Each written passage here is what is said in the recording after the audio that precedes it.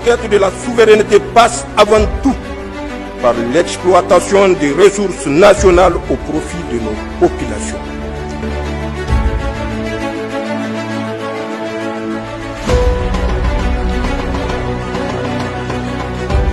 Soyez les bienvenus dans cette édition. Ce vendredi 21 novembre 2025, la Cour d'État a accueilli une cérémonie solennelle marquant l'entrée en fonction de 5 nouveaux membres de l'Observatoire national de la communication ONC. Un acte symbolique fort dans un contexte où les régulations des médias et le respect de l'éthique prennent plus que jamais une place centrale dans le paysage médiatique du Niger. Retour sur cet événement avec Issa Ousmane Mohamed. C'est vendredi 21 novembre 2025. La Cour d'État a été le théâtre d'une prestation de serment historique. 5 nouveaux membres ont pris leurs fonctions au sein de l'Observatoire national de la communication, un organe clé pour la régulation des médias et la préservation de l'éthique dans l'espace public. Sous l'autorité du président de la Cour d'État, les 5 membres de l'ONC ont prêté serment devant une audience solennelle. L'acte symbolique s'est déroulé en présence du ministre de la Justice et des Droits de l'Homme, garde des Sceaux, ainsi que de nombreuses personnalités du monde juridique et médiatique. D'un geste solennel, la main droite levée, ils ont juré de remplir leurs fonctions avec impartialité, de garder le secret de délibération et de se conduire comme dignes et loyaux serviteurs de la nation. Après ce serment, le président de la Cour d'État a officiellement renvoyé les membres dans l'exercice de leurs nouvelles responsabilités. L'Observatoire national de la communication, créé par l'ordonnance numéro 2025-29, a pour mission de veiller au respect de l'éthique dans les médias, d'assurer un équilibre entre liberté d'expression et protection des citoyens. Le procureur de la République près de la Cour d'État, El Hadj Adamou Malam Inoussa, a rappelé aux membres de l'ONC l'importance de leur rôle. Il leur a indiqué qu'en acceptant cette mission, ils devenaient des référents éthiques appelés à analyser des contenus médiatiques, arbitrer des différends et, si nécessaire, signaler ou sanctionner les dérives graves. Ces responsabilités exigent de vous 3 qualités fondamentales, à savoir, premièrement, la rigueur, afin que chacune de vos décisions soit conforme au texte méthodiquement justifié et solidement argumenté. Ensuite, l'impartialité, afin que jamais vos opinions, vos affinités ou vos convictions personnelles n'influencent vos appréciations. Et enfin, la probité, qui est une vertu cardinale, car la confiance que la nation place en vous repose sur votre intégrité personnelle et collective. Donc par conséquent, je vous invite tout simplement d'avoir constamment à l'esprit, dans le cadre d'exercice de vos fonctions, donc ce serment que vous venez de prêter, c'est-à-dire l'engagement, certes moral, que vous venez de prendre, donc de traiter tout ce que vous aurez comme affaire, tous les dossiers que vous aurez en charge, dans le strict esprit donc de l'impartialité, comme je viens de l'indiquer, et également en adoptant un comportement digne et loyal envers la nation, comme il est dit, et dans le strict respect du secret des délibérations. La cérémonie s'est poursuivie au siège de l'ONC, où une montée des couleurs a été organisée, suivie d'une fanfare symbolique pour marquer l'installation officielle des nouveaux membres. Un moment solennel et empreint de gravité, symbole de l'engagement des membres à faire respecter les valeurs de la communication et de la régulation médiatique. Lors de cette cérémonie, le président de l'ONC, tout juste installé, a pris la parole pour délivrer un message fort aux hommes des médias. Permettez-moi, en premier lieu, de remercier les plus hautes autorités de notre pays pour la confiance qu'elles ont placée en nos modestes personnes. Nous recevons cette responsabilité comme un appel à servir. Dans un contexte marqué par des grands défis pour notre secteur,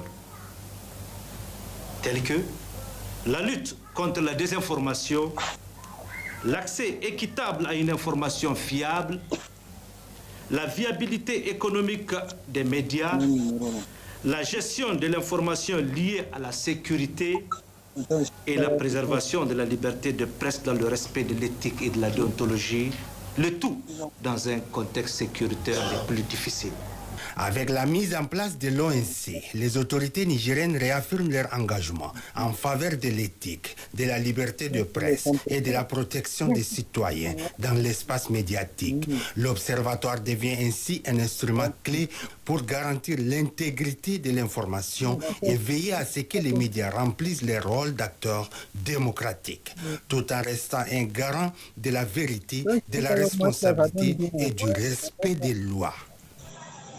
Et puis à l'occasion de la journée mondiale de l'enfance, 50 enfants venus des 8 régions du Niger ont été accueillis à Niamey par l'UNICEF pour une célébration nationale placée sous le thème « Ma journée, mes droits, mes devoirs dans la refondation ».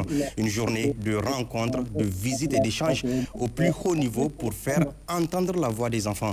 C'est un reportage signé Issa Ousmane Mohamed, Hassan Moussa et Imran Boubacar Mega. À Niamey, leurs pas ont résonné comme ceux d'une génération qui veut être entendue.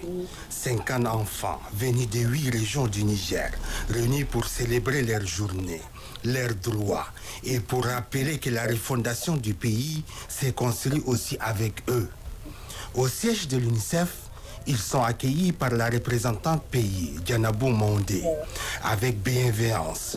Elle leur explique la mission de l'organisation et comment, aux côtés des autorités de la refondation, l'UNICEF protège chaque enfant, défend chaque droit et travaille pour un Niger où l'éducation et la santé deviennent une réalité sûre et accessible pour tous. Les enfants posent leurs questions, expriment leurs inquiétudes, mais aussi leurs rêves. Un moment simple et précieux où l'écoute devient un engagement réel. Une visite se poursuit dans les différents bureaux du local. Dans le bureau de la coordinatrice, un petit groupe de 5 enfants échange avec elle sur l'éducation, sur les difficultés d'apprentissage, sur ce qu'ils souhaitent voir changer dans leur école. Puis cap vers le jardin du bureau. Une pause joyeuse, une respiration de bonheur partagé, où rire et jeu redonnent la place à l'innocence.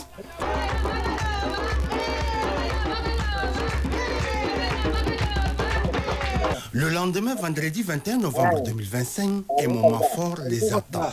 L'hémicycle de l'Assemblée nationale. Les enfants y sont reçus par le président du Conseil consultatif de la refondation, Dr Mamoudou Djingari.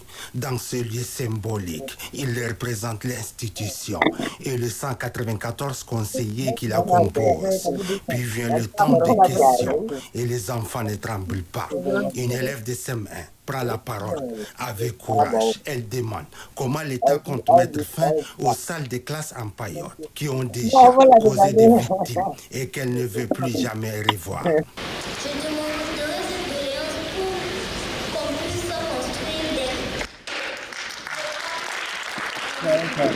L'émotion envahit la salle. Le président lui répond avec gravité. Les autorités ont pris des mesures pour atteindre 0 salle en paillotte, pour garantir la sécurité et le bien-être de tous les élèves du Niger. Rôle des enfants dans le changement, lutte contre le mariage précoce, violence basée sur le genre, obstacle à l'éducation des filles. Les questions fusent pertinentes, profondes, et rappellent que les jeunes savent ce qu'ils vivent et savent ce qu'ils veulent.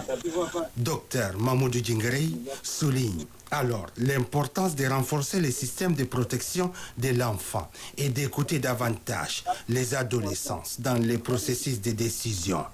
Sur la place de la concertation, devant l'Assemblée nationale, la journée s'est conclue par une rencontre culturelle. Les enfants prennent la parole, lisent les programmes, félicitent les autorités et remercient les partenaires techniques et financiers, dont l'UNICEF. Les médias, notamment la RTN, sont salués pour leur soutien constant aux droits de l'enfant. Des artistes viennent ensuite sublimer la soirée, portant haut la joie et la fierté de ces jeunes citoyens.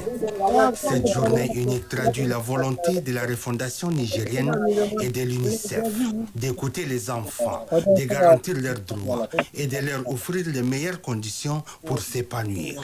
Parce qu'au Niger, chaque enfant compte. Et parce qu'en ce 20 novembre, Journée mondiale de l'enfance, leurs voix ont rappelé une vérité fondamentale. Pour chaque enfant, chaque voix compte. Vive le Niger, uni et fort. Je vous remercie pour votre aimable attention. Merci à toi, Issa Ousmane Mohamed, pour ce reportage. La troisième session des communautés de pratique enseignante, communément appelée cellules d'animation pédagogique, a été officiellement lancée ce jour avec l'appui de l'UNESCO. À cette occasion, la ministre de l'Éducation nationale a effectué une visite dans 3 établissements de la capitale où se tiennent les travaux. L'école Diori, l'école Croix-Rouge de Bukoki et l'école Foulankwara 1. Le point avec Farida Youza Sadissou et Hamidou Amadou. La troisième session des communautés de pratiques enseignants a démarré ce jour à Niamey sous le regard attentif de la ministre de l'Éducation nationale. Une initiative soutenue par l'UNESCO qui vise à améliorer la qualité des apprentissages dans les écoles primaires.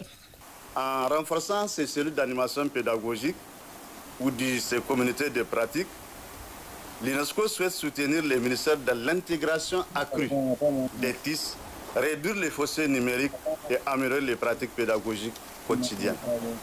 Ce travail contribue directement à la cible 4C du cadre d'éducation 2030 qui insiste sur la nécessité de disposer d'enseignants qualifiés, motivés, soutenus par des systèmes efficaces. La première étape de la visite a donc conduit la délégation ministérielle à l'école Diori, où les enseignants ont présenté leurs travaux sur la gestion des classes, les techniques d'animation pédagogique et l'évaluation formative. La ministre a salué l'engagement du corps enseignant et la qualité des échanges. La formation initiale, comme je le disais, est en effet essentielle pour améliorer la qualité de notre système éducatif, car elle permet aux enseignants de se perfectionner, d'acquérir de nouvelles compétences pour se mettre à jour en vue d'une meilleure efficacité dans leur pratique de classe. C'est pourquoi notre département ministériel accorde une importance particulière au renforcement des capacités des enseignants sur le leadership visionnaire de nos plus hautes autorités, en l'occurrence son Excellence, le général d'armée Abdourahmane Tiani, chef de l'État, président de la République, et le Premier ministre, ministre de l'économie et des finances, son Excellence, M. Ali Mohamed Lamine Zen.